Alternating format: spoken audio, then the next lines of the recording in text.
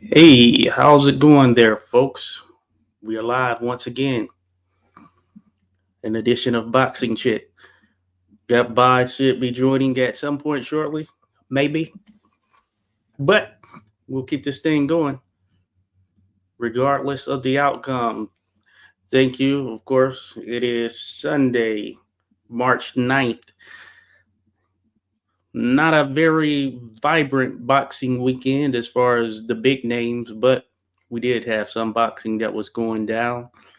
Some names in the sport who were doing their thing. We had a pro box card over in the UK, a good mix of all that. But that being said, of course, we had a couple of high profile boxing events the prior 2 weeks. So you'd think it eventually have to settle down. But there's a lot of stuff going on in the world of boxing news, of course, with the number of things having taken place. But that being said, appreciate you being here for sure. Joshua here, 86 Boxing. Be sure to like, subscribe. Also, if you can, of course, be sure to go and be sure to actually go and visit 86boxing.com. Yeah, that's what I'm trying to think of right there. Visit 86boxing.com, as we will essentially have some things there, some content for you to check out. And plus, you can also enter to win the copy of the autograph book that was just released by Mark Allen Baker. And that is, of course, a book on the Hoosier Bearcat, Jack Dillon, one of the great fighters that the sport has seen. You'd probably be interested in that, or if you're not, it's something that you can probably start to gain an interest in, as Jack Dillon was a heck of a fighter, and these boxer stories just in general are pretty top-notch. You have a lot of drama, excitement, etc. that is involved in some of these stories when it goes down. But do drop by the website and check that out. So thank you once again. Big shout out to Rock Chalk True Crime. Says hello. Appreciate you there, Rock Chalk. She says, I'm guilty of watching the UFC 313 or 313. Hey, I watched that too, Rock Chalk. No problem at all. So yeah, that was probably the marquee event of the weekend from a combat sports perspective. So I did catch that as well, Rock Chalk. But thank you for dropping by. Hey, folks, be sure to check out Rock Chalk True Crime. Appreciate you showing love, Rock Chalk. As always, if you're into true crime, then that's a channel you must be tapped into. I will say that. So be sure to go over there and check out Rock Chalk True Crime. Be sure to subscribe, etc. It'll be worthwhile right there. Thank you, Rock Chalk. And Rock Chalk also mentions, I did see Dana White talking about his boxing adventure. Oh, yes. There's sort of mixed reviews in that regard there, Rock Chalk, in terms of Dana White and his entry into boxing in this capacity, working out a deal with Turkey.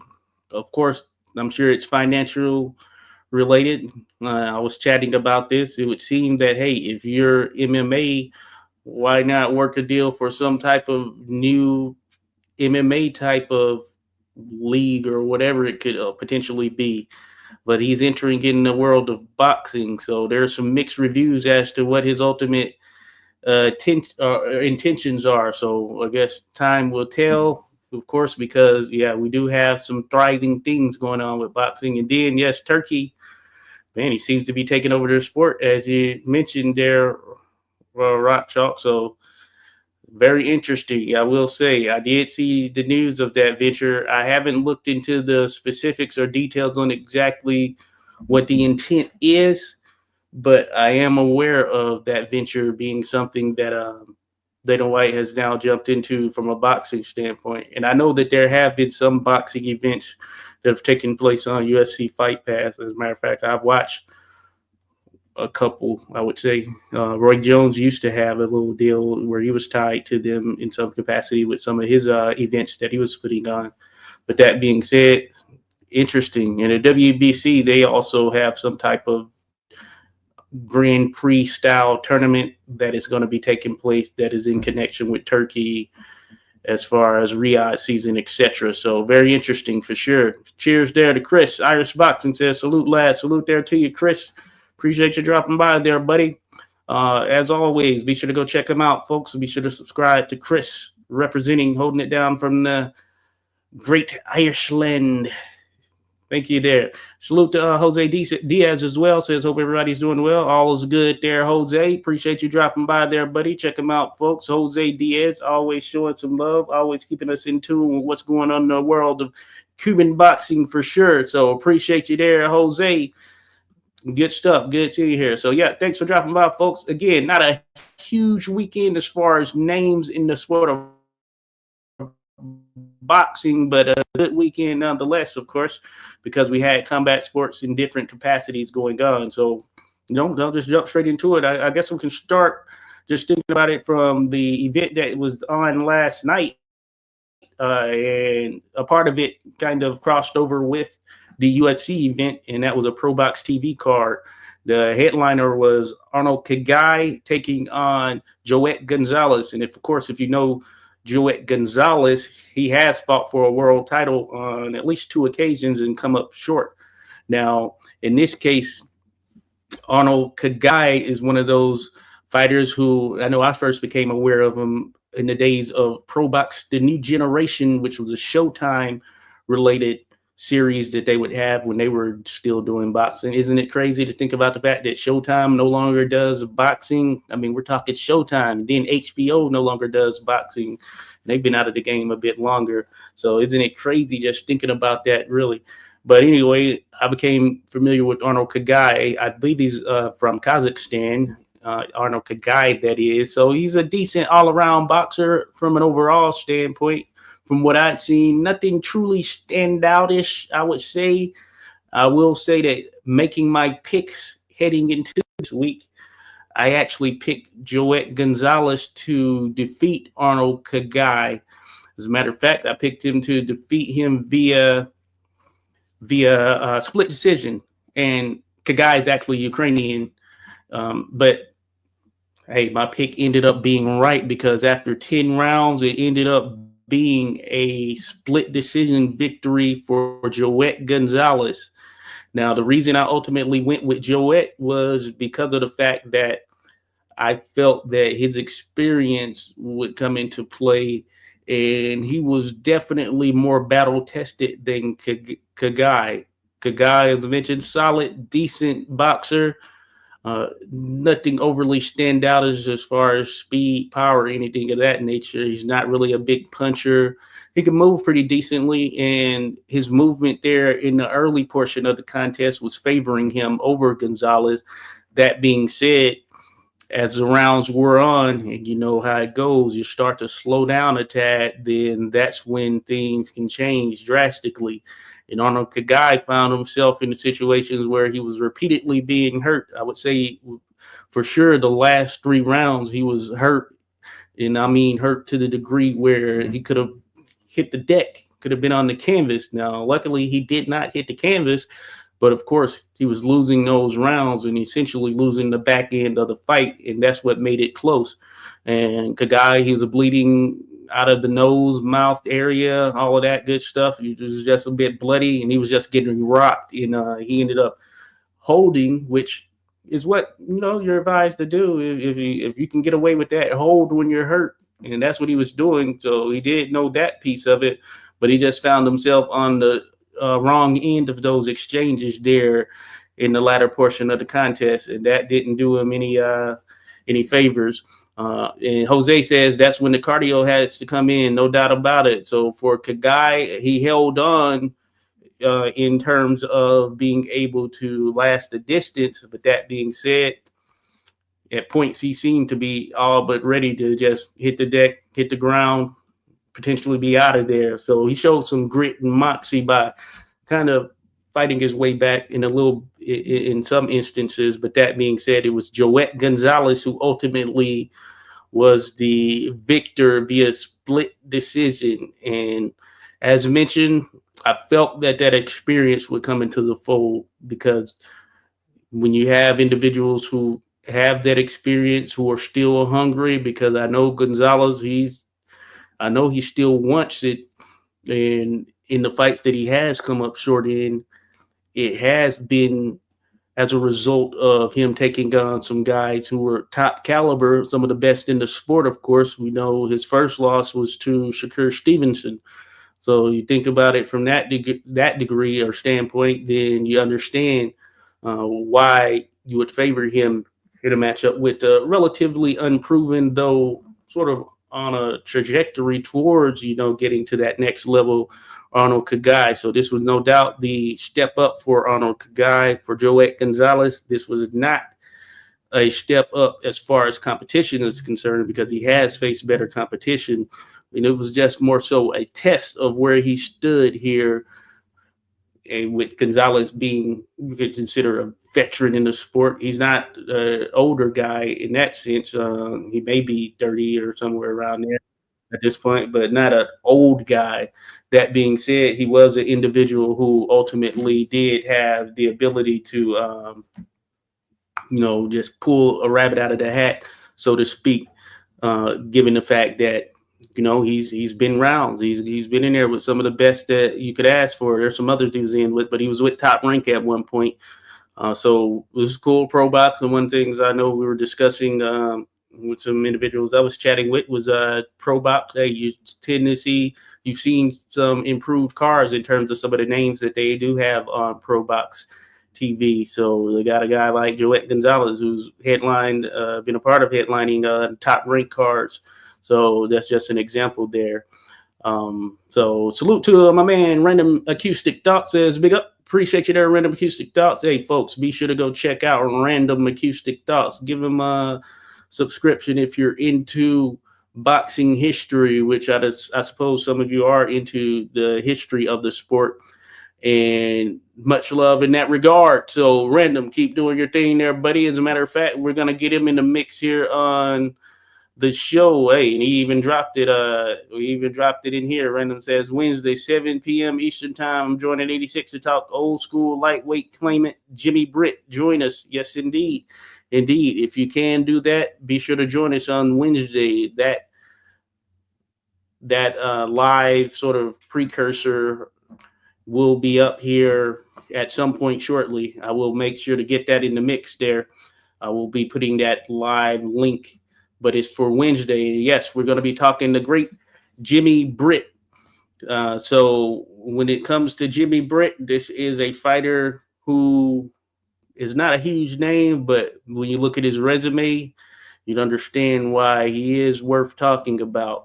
And that's what I will say. So if you want to do some pre-research, feel free, but we're going to be talking about it all when he joins in. So thank you, Random Acoustic Thoughts. Be sure to go check him out as well, Random Acoustic Thoughts. And shout out to Rock Chalk Dabbles. Cheers there. Rock Chalk says, thanks, Josh, for going over the recap. Much love. Hey, appreciate you with the super chat there. Thank you, Rock Chalk. Much love. Much love there to you, Rock Chalk, as well. As I mentioned, folks, be sure to go check out Rock Chalk. This is pretty cool. Appreciate you there, most certainly. Be sure to check out Rock Chalk True Crime. Hey, and even Rock Chalk Dabbles.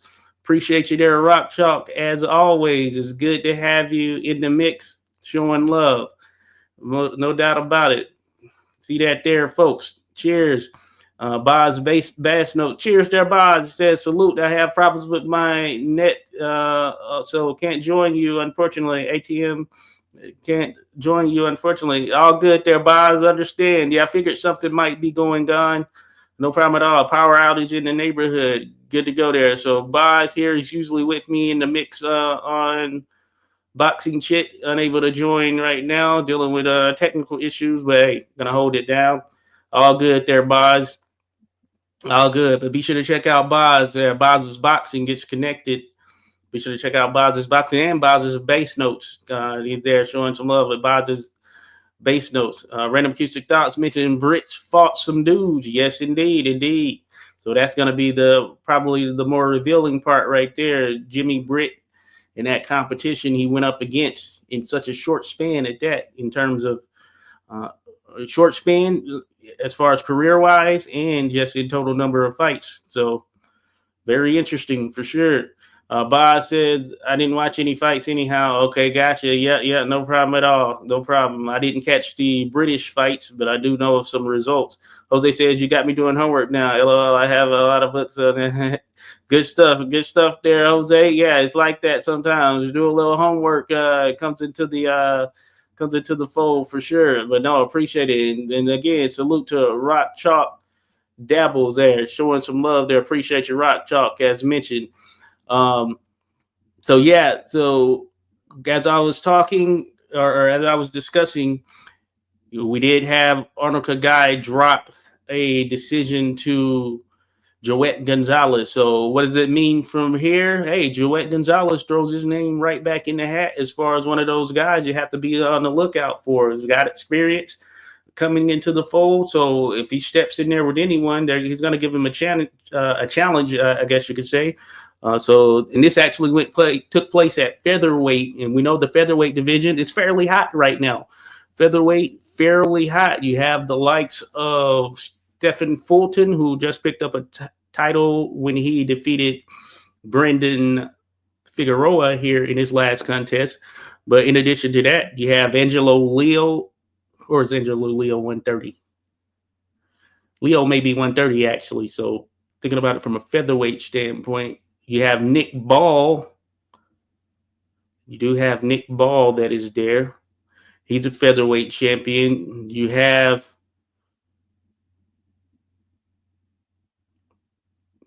the guy that beat Robeisy Ramirez, Mexican fighter, tall, and he just beat Robeisy Ramirez twice, and he made Robeisy Ramirez essentially quit in that second contest. Dang it, what is his name? I need to think of his name, but he's a tall featherweight, and he's very interesting for sure. It'll come to me here shortly. So you have him there with the title. I think Leo is 130 because he had the title. He won by knocking out Luis Alberto Lopez. But that being said, yeah, featherweight that has some names there. So we could potentially see some things being some things shaking up here. Joet Gonzalez, hey, his name's right there in the hat. As a matter of fact, Joet Gonzalez has fought higher, so probably makes some sense for him. If I'm not mistaken, I think he has gone up and fought. But hey, being there at 126, you never know what he could do there as far as having his name in the fold. So that's something to keep tabs on there for sure. Rock Chalk says to everyone joining, be sure to hit the like. Appreciate you there, Rock Chalk True Crimes, and do the same. Be sure to go over there and check out Rock Chalk True Crimes. Be sure to subscribe, show some love there. Most certainly. And appreciate you again there, Rock Chalk. Always showing love. Good stuff for sure. But yeah. So Joet Gonzalez, props there to him. And I'm going to think of the Rafael Espinoza. That's his name there in terms of the guy I was trying to think of. Slipped my mind there, but he's a tall 126 pounder, about 6'6", somewhere there. Just think about that, 126 pounds, pretty crazy. But he has one of those styles where, hey, he'll put in that work, and he's long and lean there with it as well. But another fight that took place on the card was rather disappointing one was a fight that was involving Nicholas the Axeman Walters, who, if you were following the sport about a decade ago, you know of his capabilities as far as he was a Jamaican fighter, Jamaican and Panamanian. It's the exact, essentially. And he was coming out of, or he fought his way up in the featherweight division, was a big featherweight, and ended up taking on Vasiliy Lomachenko. And this was a highly anticipated fight that ultimately ended with Walters retiring on his stool after about 8 rounds, somewhere in there. It went down in Las Vegas. I have an interesting story about that. But yeah, so Nicholas Walters, he was out of the sport for, it seemed like, a lifetime from there, probably about 6-7 years or somewhere in there, and didn't do anything. And then he just resurfaced, started making a return here a couple of years ago, maybe about years ago or somewhere in there, 2 to 3 years ago. And of course, he's older now, and in doing so, he was looking to throw his name back in the hat. Got a got some wins, a decent win over one of the Adorno brothers, if I recall correctly. So that counts for a little bit of something. The Adorno brothers had some sort of, hype behind them, I guess you could say, Puerto Rican fighters. But Walters was on the comeback. So he was taking on Luis Torres Valenzuela. Valenzuela was 20-1. Of course, Nicholas Walters, 29, 1-1. That one loss at that particular time being a loss he had to Vasiliy Lomachenko. And this was like back in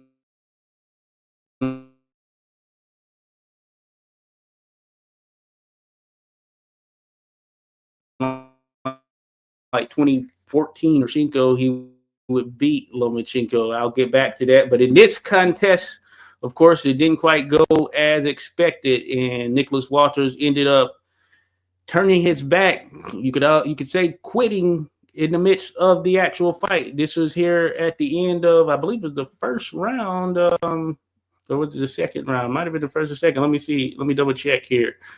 But basically, Torres, the younger fighter, was laying into him with some pretty solid, heavy shots, and some of them seemed to kind of shake or rock Walters a little bit, but he did remain on his feet, and he tried to fight back, of course. And yeah, so this is this happened in the second round, but he tried to fight back, and he seemed to be fighting back.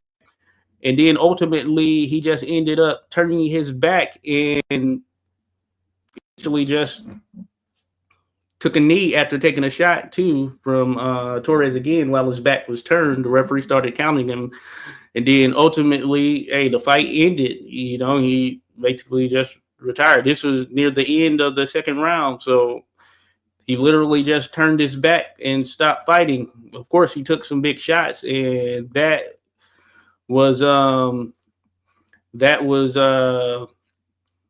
was pretty alarming in some sense, but they were mentioning in the broadcast, maybe it's a situation where kind of, he's in there with a young gun and he decided, I'm not going to take any further damage. And that of course can be an issue for sure.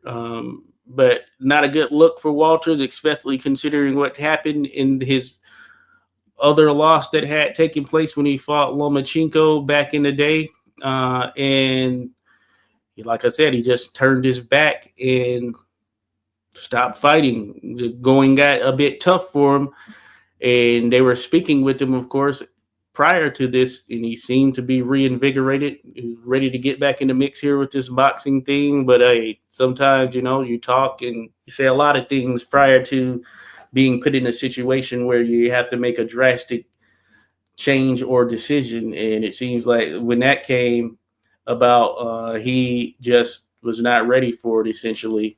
So very interesting stuff right there. Very interesting stuff. Nicholas Walters essentially quit again, and I'll tell you about that Lomachenko fight. Cheers to Rock Chalk again. Rock Chalk True Crime. Appreciate you there, Rock Chalk. Much love to you. Roll it on all cylinders. Truly appreciate you. Rock Chalk says rip for Cadet Trooper Enrique Delgado, where he tried to say pass in boxing match. Not true. Yes, that is a very interesting story right there. Rock Chalk actually broke it to myself and some others like Skywalker, I think Ernest, and us. We were on and had some discussions during one of the podcasts or broadcasts, and this was mentioned. Yeah, it was blamed.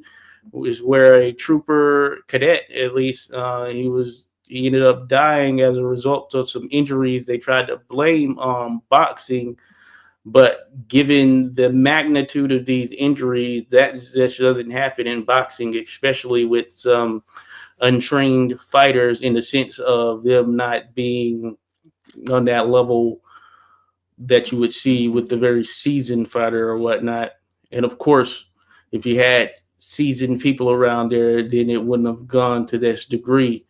That being said, it was blamed on boxing, but there were more fishy things that were going on, and the amount of injuries there just seemed to be very intentional and purposeful in terms of whatever transpired there that resulted in this young man's death. So I know Rock Chalk is pretty versed on that, having dug in. And Rock Chalk, I don't know if you've done any specific videos on it.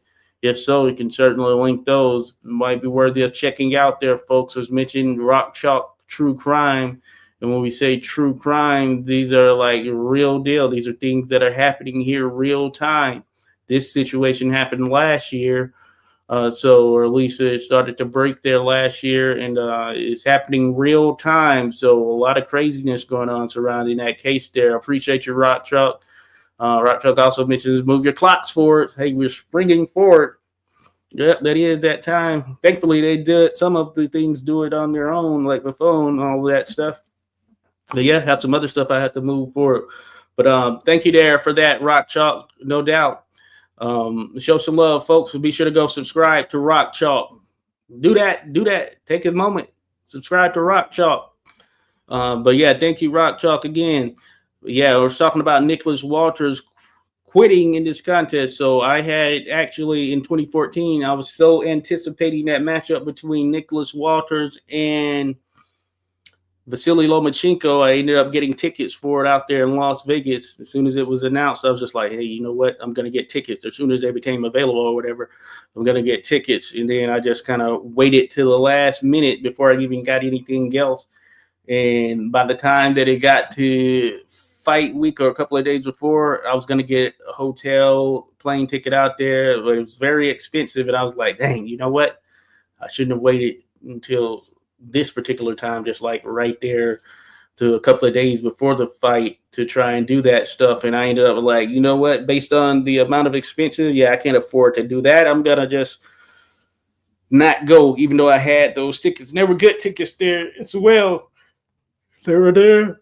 And it was the not Madison Square, but it's Las Vegas. It was in the theater there in Las Vegas. I forget which one. It might have been the MGM. It was one of the smaller ones. I can't think of which one it is. But basically, I ended up having a former coworker, buddy, who I used to work with, who ended up moving out to Vegas and ended up giving him the tickets. Him and his wife went there. But, of course, Nicholas Walters quit in the contest because Vasiliy Lomachenko was out boxing him, and Walters really couldn't do anything. And and the buddy I'm mentioning, he asked me, "Hey, why'd the guy quit like that?" And I couldn't even say. It was totally unexpected for me. As mentioned, I know that I wasn't alone in being one of those individuals who thought that Nicholas Walters was really about to go in there and give it to Lomachenko. Maybe take some damage and get outboxed there for a portion of things, but I thought eventually he would catch Lomachenko because he's a big time puncher. They called him the Axeman, and the Axeman was true. They called him that for a reason because he could really chop you down with those punches. He's a big featherweight, but ultimately, it didn't transpire. So maybe this is it for Nicholas Walters. And he's, I want to try to talk to Nicholas Walters. I want to talk to him because the Axeman, man, he's on the trajectory there for sure. So we'll see if I can get him on for a chat or something like that. That'll be good. We'll talk about it for sure. Kind of get what his perspective on things. Not guaranteed, but it would be good to do so for sure. So Nicholas Walters, he ended up losing that contest. And of course, this is at lightweight now. So he used to be a featherweight. So in this comeback or whatever, he's been fighting at lightweight. So for Torres, hey, good win on his name, on his resume right there as far as name value. So he gets to move on. He gets to move on and do his thing. So we'll see how it goes as far as what's next for him. Now, I'm looking at some of the other thing. Now, I did not catch this British show. I want to catch the replay of such. Now, going into it, so this is an event card that was headlined by Natasha Jonas versus something Price. I think her name is it Samantha Price or something like that. But Jonas Price, it was a welterweight contest. It was on Triller, as a matter of fact, and Sky Sports. But it's Triller and Sky Sports. But I was picking Jonas going into it, but Jonas is on the back end of her career. This could ultimately be her last fight because retirement was molded prior to this. But that being said, She dropped a 10-round unanimous decision to Price, who doesn't have a ton of fights, as a matter of fact, but is someone who's certainly promising in some sense. So Natasha Jonas, that may be the end of Natasha Jonas there, folks, as far as what we know. And salute to Natasha Jonas, Miss GB. She's had a great career. Of course, she was a great amateur, and then her career-wise, she had a great career. Been a champion, I think, on 2 occasions, 2 different weight classes, if I'm not mistaken, because she had a 154-pound title. She might have had a 147 title as well here. So salute to Natasha Jonas. But as far as Price, time for her to continue to do her thing. This was a trajectory for her. Let me see Price's first name. Lauren Price. Okay. Yeah, so it's Lauren Price. So salute there. Lauren Price got that W. The unanimous decision. Looks like the scores were 9100, 9398, 9298. So pretty convincing from all indications as well. Also on the undercard there, Caroline Dubois. She won a majority decision over Shin. I don't know this fight. Oh, yeah, it's something like Lo Shin or something like that. It's a Korean fighter. And Caroline Dubois, she is the sister of Daniel Dynamite Dubois, the IBF World Heavyweight Champion. Caroline, I like her. She's very offensive and exciting to watch as well. I wanted to go back and check these out. Then Arting Stahl, her name's like Kristen or something like that. Arting Stahl, she defeated Raven Chapman with a 10-round unanimous decision. So Arting Stahl, I think that was the Lonsdale belt was on the line there at featherweight. So good stuff there for her. And then Hennessy got a points victory in 8 rounds as well. But this was a British card. As you can see, the women were holding it down. So I want to go back and check that out, as mentioned. Showing some love to the women doing their thing in the sport, keeping these cards alive and giving us these fights that we want to see. So appreciate them for putting on there. So I'll know more here as I get to check those out. But of course, those come on earlier. Same with the case with Harlem Eubank. He got a 10th round TKO victory over Tyrone McKenna. Oh, interesting. I thought he'd win via decision, but it came here at the late end, 10 of 12 rounds. So it was welterweight. Harlem Eubank, younger brother of Chris Eubank. So he's out there doing this thing somewhat, and victory for him. This also went down yesterday. Then you had Mickey Conlon making a return. It looks like he got a unanimous decision over 8 rounds. He's getting back in the mix there himself. Then you had Batyar Gaziev getting a unanimous decision in a WBA interim World Super Featherweight Championship matchup that took place. And this was actually on Friday. Oh, yeah, and the Jonas card, that was on Friday as well. So I did catch Lucas Body, who ended up fighting on an MVP Promotions card, and he ended up getting a 10th round unanimous decision in what seemed to be a fairly fun fight, So Lucas Body, if you recall, he knocked out Aston Silva in a knockout of the year type knockout here last year as a part of MVP Promotions. He kind of came in as the opponent, and he showed well there. So this card went down in Toronto, Canada. He's a Canadian, Lucas Body, and so he picked up a victory here against a tough Filipino fighter who seemed to be pretty athletic, but Body was able to get the edge over him. So I did catch that. That was a DAZN card. That was MVP Promotions, which, of course, if you don't know, is Jake Paul's promotion. Jake Paul, MVP Promotions, most valuable promotion. So that's wanted to know. And then Thursday, I was able to catch this Golden Boy card that was on DAZN, where you had Gucci Manny Flores picking up a 4th round knockout over a Mexican fighter by the last name of Leyva. I forget which name he was going by, but I know he was going by another last name as well. But Gucci Manny Flores, he looks pretty good. Manny Flores, he's holding it down out of California. I believe he's from Coachella, as a matter of fact. We know Coachella from a music standpoint, but you have some fighters out there doing their thing as well.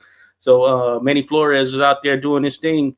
Then you had Grant Flores, who was on the undercard, who was the co-main. Man, he looks something serious as well. Grant, he knocked out a guy, had him, well, the referee stepped in before he ended up going out cold, but he was headed there for sure.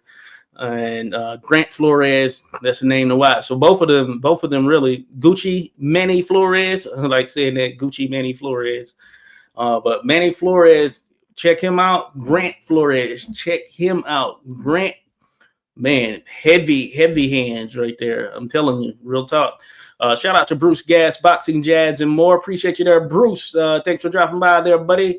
I know, Bruce, I had to rewatch that show you were doing. I know Bruce was doing something. We're talking about Turkey a la Sheik and his involvement in boxing, whether that's good for the sport, so on and so forth. So appreciate you there, Bruce. Be sure to go check out Bruce, folks. Like, subscribe. You'll enjoy his content. Very entertaining stuff going on over there. And of course, he's attuned to the history there in the sport as well. So appreciate you there, Bruce. He does quizzes. And hey, I plan on trying, happy to mix on that next one there, Bruce. But thank you. Bruce Gas, Boxing Jads, and more, folks.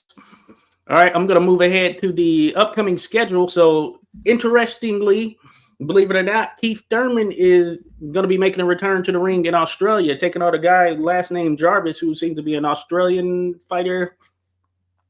So it's going to be interesting, very interesting, I would say. Keith Thurman, he's been out of the ring for a good little while, and he was supposed to fight, I believe it was last year, against Sebastian Fundora, he was supposed to fight Tim Tszyu. It might have been the year before, and Sebastian Fundora had to step in because Thurman got hurt. So Thurman's been out for over a year for sure, and he's making a return. If you, of course, remember Thurman of welterweight fame, this is going to be at super welterweight, 154 pounds. Been very inactive here over the last 5, 6, 7 years, but his best, or at least, so I would say since about 2017. In 2017, I thought he was the best welterweight in the world. Around 2017, 2018 time frame, I thought he was the best welterweight in the world. But from there, it was just a lot of inactivity. And of course, when that happens, then things start to wane off. So it'll be interesting to see how Thurman looks. He only has one loss, and that came at the hands of Manny Pacquiao a few years back. With that being said, he is a fighter who will do his thing when he's on his game. It's just, he's been inactive, and he's, of course, older now. So who knows? But maybe he gets it done against the certainly less experienced opponent he will be in with. Certainly a guy who doesn't have the names that Thurman has on his resume. But as they say, Father Time waits on no man. So that's going down in Sydney, Australia. Then you have Michael Zerafa, who, we were able to interview him not too long ago. Great chatting with Zerafa. So you can check that out on the 86 Sports channel. Be sure to go over there and check that out. 86 Sports. It's here on YouTube. I have that over there. And it was great. It was great chatting with Zerafa. Great interview. He's poised and ready to go for this one. He's taking on a German fighter who might be undefeated. He might be undefeated, that German fighter, or has only one loss or something like that. But Zerafa, he has the names, the experience, and I know that he's ready to go for this one. When we interviewed him, he was actually in the gym right then and there. So shout out to Michael Zerafa. So be sure to check that out, folks. So this is Sydney, Australia. This is going to be on Wednesday, March 12th. I'll have to get back with you on the timing thing, or definitely search the timing, because they may go with the Australian time or whatever. So that means it could be earlier, but then again, it may wait.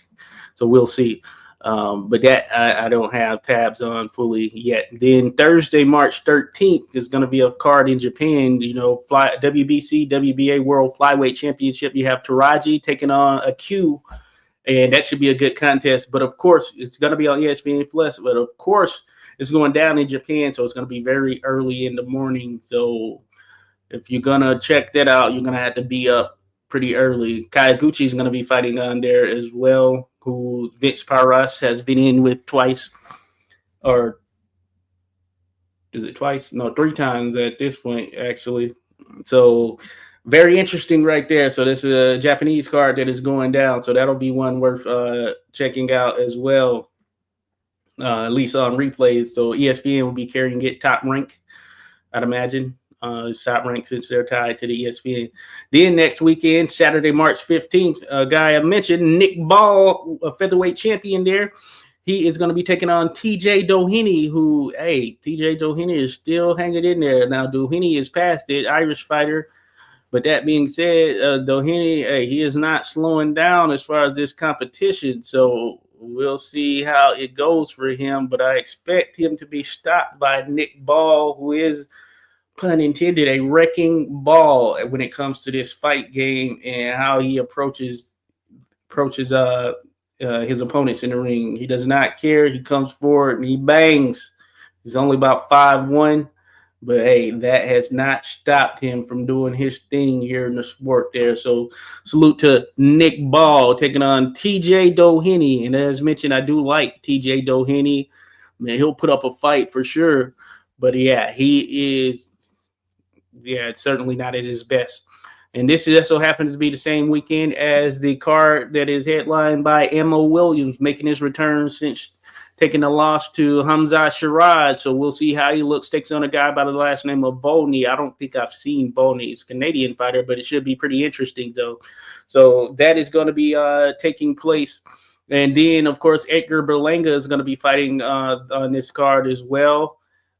From all indications. And you also have Jalil Hackett, who's going to be fighting. Jalil Hackett, of course, out of this area. He's with Matchroom, so this is going to be on the Zone. This is going down in Orlando, but yeah, Jalil Hackett there. And then you also have Jermaine Ortiz. So not a bad card. Just from an overall perspective, Jermaine Ortiz. And it looks like, the debut of Omari Jones, who is the Olympic bronze medalist from this past Olympic Games out of the U.S. As a matter of fact, I think he was the only one to medal. Omari Jones, I think he was the only one to medal. He has a bronze medal. As a matter of fact, in December, I saw him there at the national tournament that took place in Richmond, Virginia, in December of this past year. He had the medal with him in the Paris Olympic Games there. So they're pretty cool looking medals because they have a little piece of the Eiffel Tower, or the steel used in the Eiffel Tower that is infused there as well. But Omari Jones making his pro debut, he had recently decided to go pro. So it'll be a good look to see. So this is going to be on the Zone, as mentioned, this next weekend. Definitely will be tuned in to that.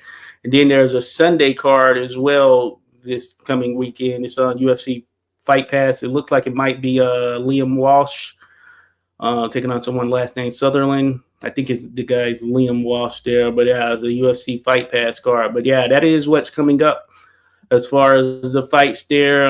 That aside, in the news, of course, there are different things going on. We're going to have this big card on May the 2nd. That is certainly worth mentioning. Is going to be going down in Times Square. So you'll have the return of Teofimo Lopez, Ryan Garcia, Devin Haney. So it's all good and these are going to be some pretty good matchups for Ryan Garcia. He's going to be taking on Rolando Romero O'Reilly. So that should be an entertaining scrap right there. I think it ends in a knockout. Then you're going to have Teofimo Lopez taking on Arnold Barboza. Very good matchup there as well. And there's going to be a lot of heat heading into it. And then you'll have Devin Haney taking on Jose Carlos Ramirez. And that was even a pretty solid matchup there. So that's what's on tap for May. So this is a big show. They're calling it Fatal Fury. So, of course, Turkey's involved. Riyadh season, they're involved right there. That's how they're making it happen, because I think it would certainly take a lot of money to be able to host a boxing matchup right there in the middle of Times Square. That's how it's going down, folks. That's what makes it very interesting and intriguing. They're going to do it in the middle of Times Square. It's going to be free to attend. So they're not charging anyone. I guess you just be there in Times Square. I'm sure more particulars will come about. But that being said, that's pretty amazing. Just a fight just going to take place in the middle of Times Square. And we know how busy Times Square is in Manhattan, New York City. We know how that is. So that's very interesting, right? Yeah, well, and as Bruce says, yeah, money is no object to the Sheik, no doubt about it. Money is not an object, so he's making it happen. And they even announced they're going to do something next May that's in Alcatraz. Yes, the old prison there, Alcatraz. Yeah, they're going to do a fight there at some point in 2026, it seems. So very interesting, Joe. Yeah, a lot going on. Yeah, and I mentioned up top, Dana White has signed some type of boxing deal with Turkey as well. And yeah, he's going to be entering the boxing game in some capacity via Riyadh season. But it's very interesting, as mentioned. I know his intentions are money, but there's some other things at play as well. Some discussion surrounding whether they're going to be taking aim at the Muhammad Ali Act.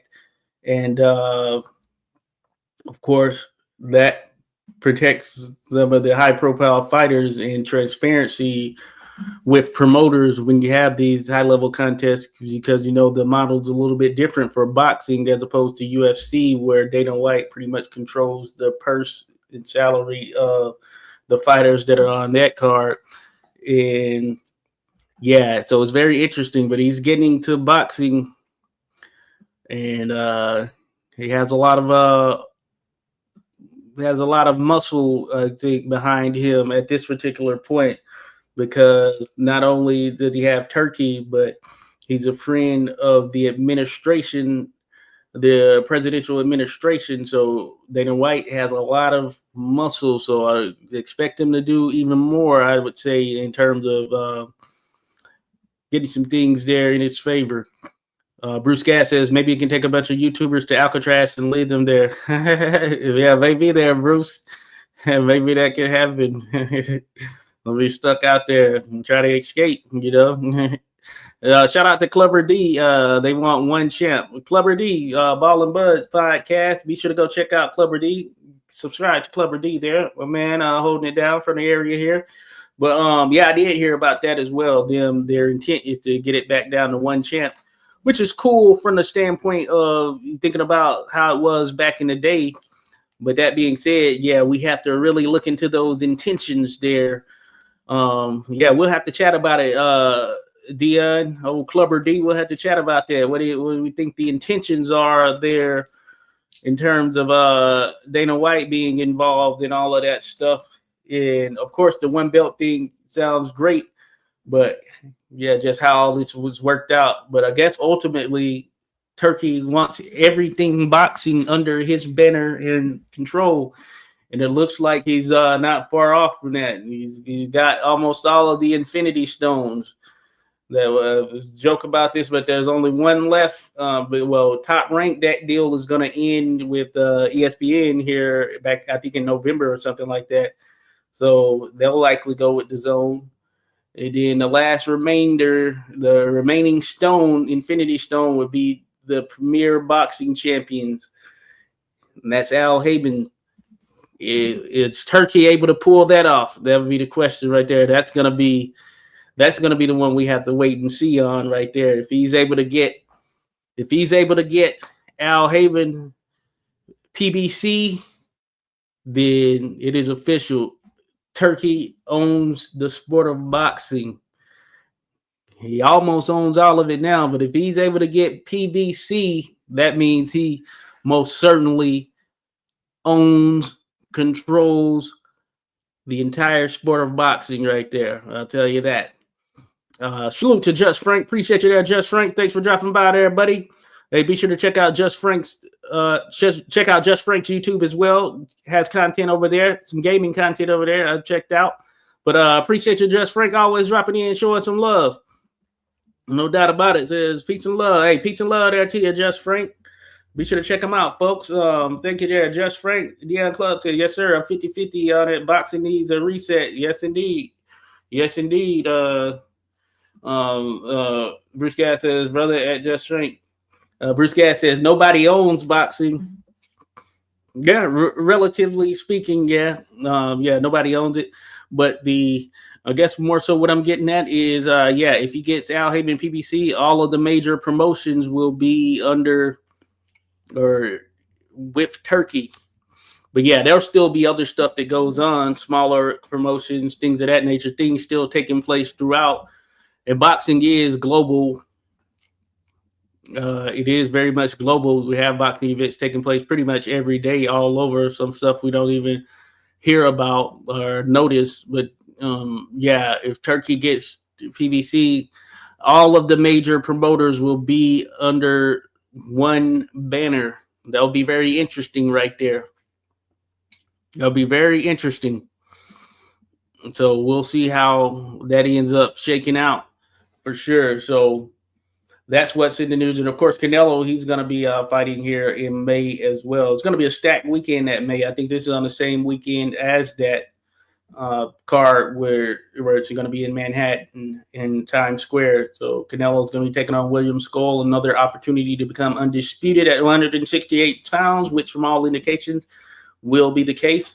So yeah, crazy weekend there in May, around Cinco de Mayo. I think it'll be around that.